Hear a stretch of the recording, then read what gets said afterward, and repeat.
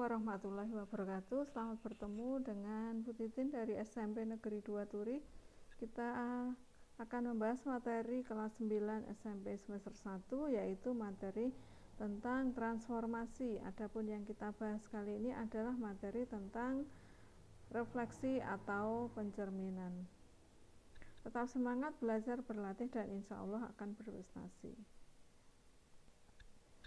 Sebelumnya kita akan bahas apa yang dimaksud dengan transformasi, kemudian jenis-jenis dari transformasi ya. Transformasi itu artinya perubahan. Perubahan apa? Perubahan yang dimaksud di sini adalah perubahan dari letak, kemudian arah, dan mungkin bentuknya ya. Ini yang kita bahas untuk materi ini. Jadi transformasinya itu ada pada letak, arah, atau bentuk dari suatu benda.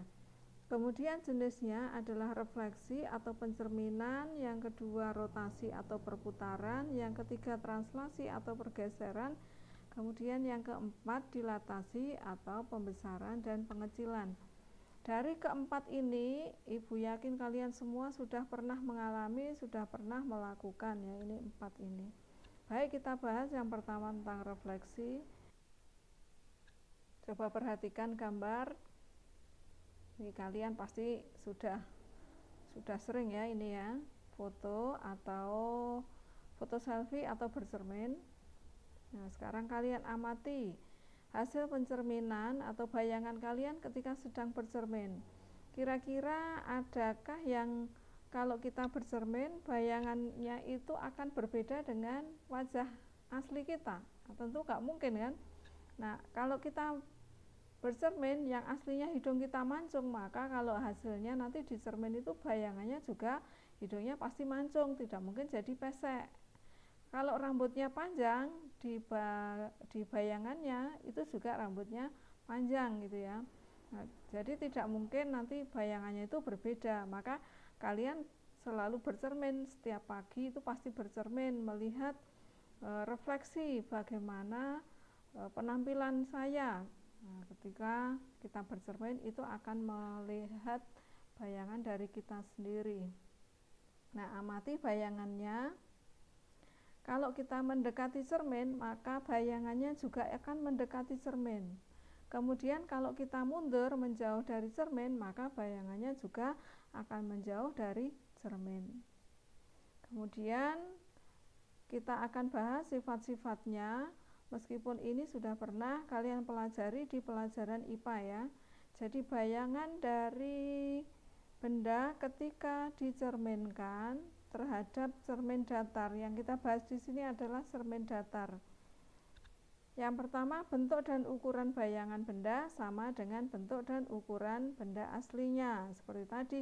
Jadi kalau hidung kalian itu mancung, maka bayangannya juga demikian sama. Kemudian jarak bayangan ke cermin sama dengan jarak benda asli ke cermin. Ya, tadi karena kalau kita mendekat, maka bayangannya juga akan mendekat. Kalau kita menjauh, mundur, maka bayangannya juga akan menjauh. Yang ketiga, bayangan benda pada cermin saling berhadapan dengan benda aslinya. Nah, seperti gambar ini ya. Ini ada seorang anak menghadap ke sana, misalnya ini menghadap ke selatan, maka bayangannya akan menghadap ke utara. Jadi dia bisa melihat sendiri. Yang dilihat adalah wajahnya ya. Bukan terus nanti dia itu misalnya menghadap ke cermin, menghadap ke selatan, maka bayangannya juga menghadap ke selatan, kan tidak mungkin ya. Nanti kalau bayangannya menghadap ke selatan, dia tidak melihat wajahnya, tapi melihat punggungnya. Nanti kalian takut sendiri itu kalau seperti itu. Kita lanjutkan pencerminan pada bit. Yang pertama, refleksi terhadap sumbu X. Perlu Ibu ingatkan lagi bahwa ini titik aslinya A. Kalau dicerminkan, nanti bayangannya ini disebut dengan A aksen ya. Ini dibaca A aksen. Ini menuliskannya tidak jejer ya, tidak sejajar, tapi agak ke atas. Ini A apostrof, seperti kalian menuliskan pangkat. Kemudian nanti B kalau dicerminkan bayangannya menjadi B aksen dan seterusnya.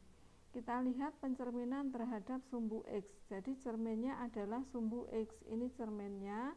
Ini titik A tadi 3,1, titik B 9,3, titik C 9,1.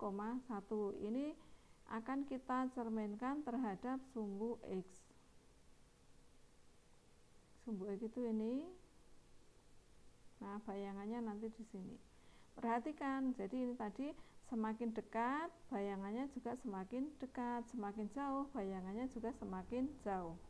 Kita tuliskan di sini titik A aksen adalah 3, negatif 1, kemudian titik B aksen ini 9, negatif 3,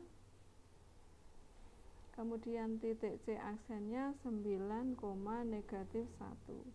Sekarang titik D ini kita juga akan mencerminkan terhadap sumbu X. Nah, titiknya di bawah sumbu X, bayangannya nanti ada di atasnya, ini negatif 2,3.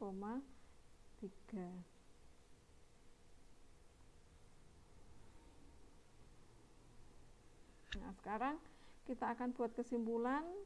Kalau titik A, X, Y dicerminkan terhadap sumbu X, kita lihat ini yang berubah apanya ini. Nah, yang berubah kan ini hanya ordinatnya atau Y-nya ya, ini yang belakang.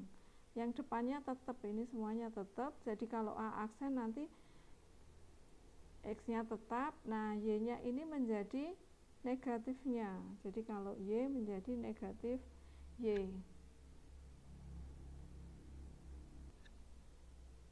Yang kedua, refleksi terhadap sumbu Y. Kita akan mencerminkan ini terhadap sumbu Y. Jadi kalau ini cerminnya, ini yang D juga kita cerminkan terhadap sumbu Y. Nah, kalau bendanya di sebelah kanannya, bayangannya ada di sebelah kiri cermin.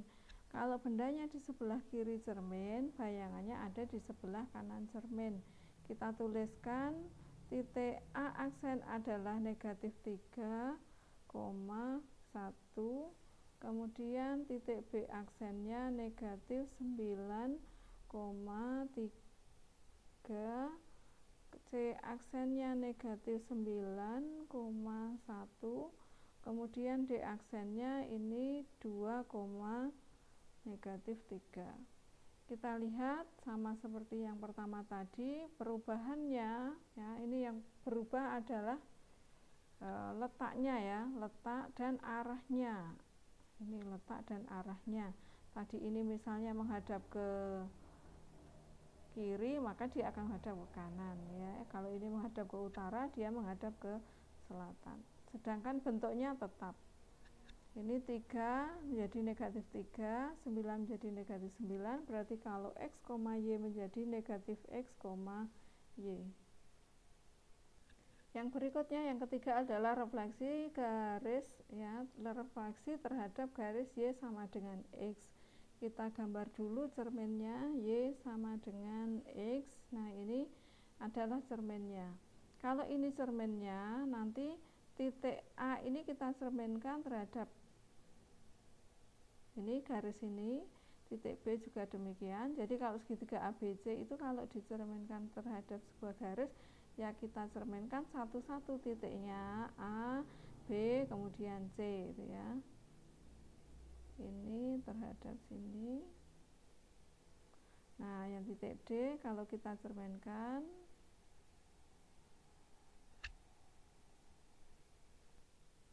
kita tuliskan koordinatnya, titik A aksennya adalah 1,3, kemudian titik B aksennya 3,7, titik C aksennya adalah 1,7, titik D aksennya adalah negatif 3, negatif 2. Perhatikan di sini yang berubah apanya ini ya. Ini X menjadi Y menjadi X. Jadi depan jadi belakang, belakang jadi depan seperti itu. Maka nanti kalau titik X, Y ini bayangannya adalah Y, X. Lanjut yang keempat, refleksi terhadap garis Y sama dengan X. Kita gambar dulu.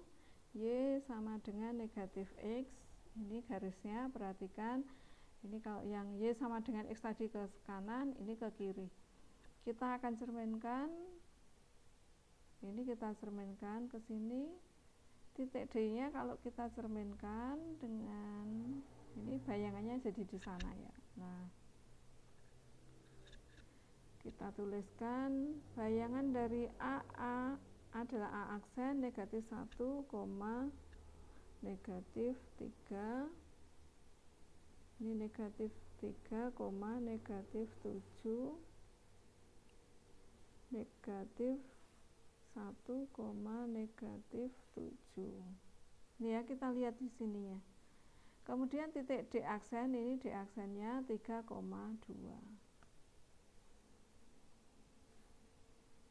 Sehingga nanti kalau ada titik A, X, Y, kita cerminkan terhadap garis Y sama dengan negatif X. Perhatikan ini tadi 3,1 menjadi negatif 1,3. Jadi kalau X, Y menjadi negatif Y, negatif X.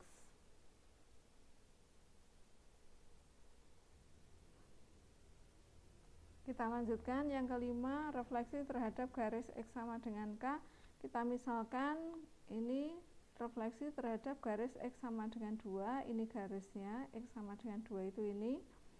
Maka nanti kalau cerminnya di sini, maka benda yang dicerminkan ini bayangannya menjadi di sebelah kiri. Kita tuliskan titik A aksennya adalah 1,1. Kemudian sebentar. Sini 1,1.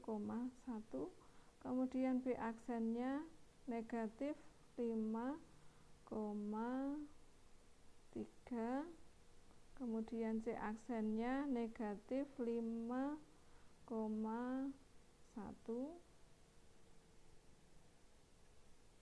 D aksennya ya, ini kalau kita cerminkan ini berarti 1, 2, 3, 4, ke kanan juga 4. 1, 2, 3, 4 di sini. Nanti koordinatnya adalah 6, negatif 3.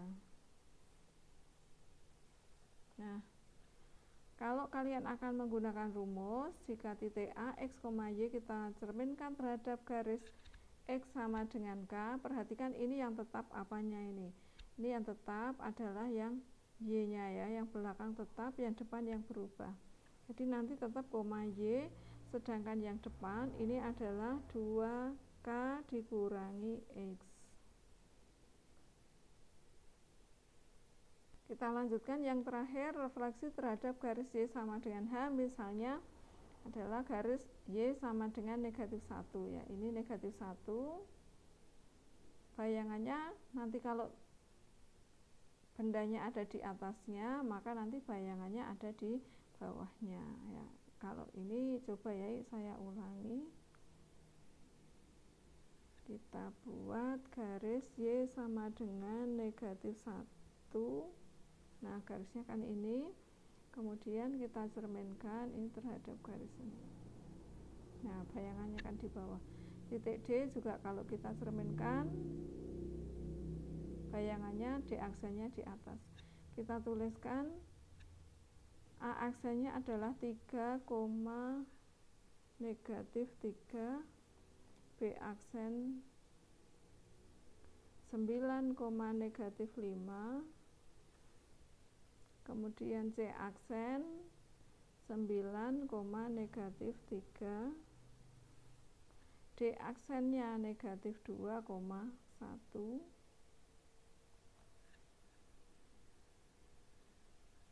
Nah, ini yang tetap adalah ini yang depan. Jadi X-nya tetap, Y-nya 2H dikurangi Y. Nah, ini rumusnya. Oke, selamat belajar ya. Semoga bermanfaat. Jangan lupa subscribe-nya bagi yang belum subscribe biar kalian tidak ketinggalan dengan video pembelajaran dari Ibu. Nah, ada kurangnya mohon maaf. Tetap semangat belajar, berlatih, dan insya Allah akan berprestasi. Adapun untuk pembahasan soalnya akan kita bahas pada video berikutnya. Sekian, wassalamualaikum warahmatullahi wabarakatuh.